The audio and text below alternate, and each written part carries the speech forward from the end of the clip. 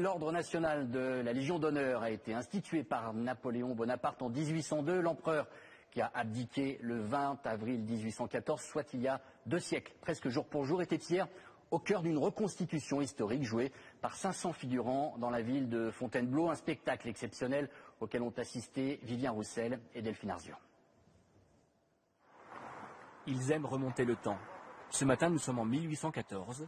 Ces passionnés jouent aux petits soldats, un peu fourbus après une nuit fraîche.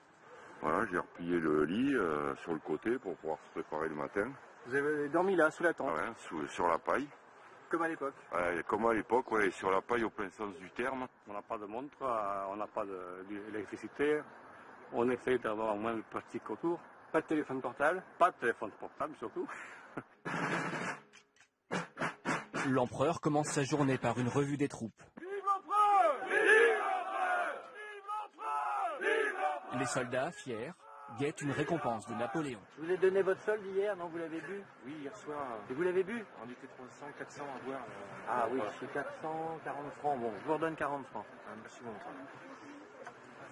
Appelez l'ambulance!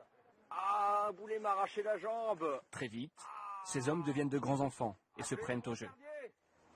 Brancardier! Brancardier! À l'époque, les blessures se finissaient souvent par une amputation. Vous aviez les couteaux qui servaient à disséquer les chairs. Quand les chairs étaient disséquées, on pouvait disséquer les muscles jusque sur l'os avec un couteau qui était prévu pour ça, arqué. Le soldat, lui, est opéré avec un morceau de cuir ou un morceau de bois entre les dents, ou le grognard avec sa pipe entre les dents. Si sa pipe tombait, on pouvait dire que le grognard était mort parce que sa pipe, en tombant, cassait, et d'où vient l'expression se casser la pipe. Ici, pas de folklore. Les uniformes sont fidèles et les gestes étudiés pour être le plus précis possible. Les cours d'histoire m'ont toujours un petit peu ennuyé parce que c'était pas ce qui m'intéressait le plus de savoir que Marignan c'était en 1515, tandis que savoir ce que mon ancêtre a pu vivre, ça c'est ce que je trouve intéressant dans l'histoire. Dans sa tente impériale, Napoléon se prépare à abdiquer. Déchu, il doit quitter son armée. Il est envoyé en exil sur l'île d'Elbe. Soldats de ma vieille garde, je veux vous faire mes adieux. Il laisse ses grognards orphelins.